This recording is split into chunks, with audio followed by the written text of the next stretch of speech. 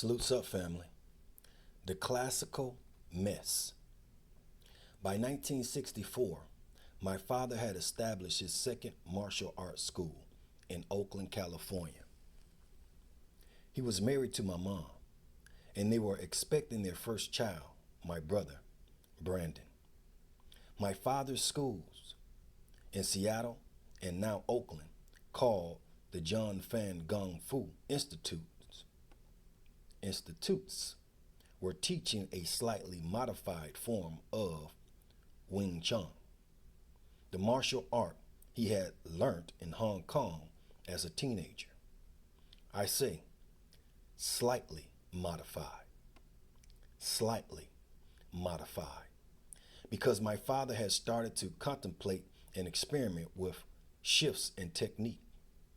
These were very small deviations from the traditional norm, such as a slight angling of the foot here, more movement at the waist there, quicker initiation of movement in response to an opponent, and so on. But for the most part, he was still teaching Wing Chun. But because he was Bruce Lee, and because he was 24, he was a bit of a loudmouth.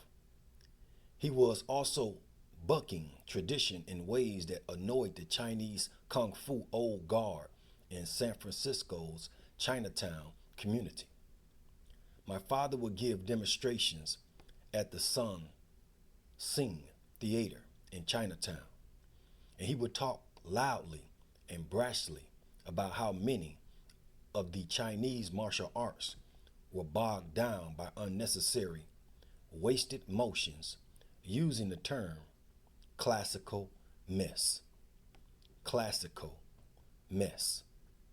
Repeatedly to disparage other traditional Kung Fu styles. He would then challenge people to come up on stage and see if they could best his technique, as if they weren't enough to ruffle feathers. He also opened his schools to people of all races and backgrounds. In the eyes of the Kung Fu establishment, traditions were meant to be adhered to. And while the occasional non-Chinese might find their way into Chinese Kung Fu classes from time to time, there was certainly not an open door policy to the general public. Bruce was disrespectful and ruining the old ways.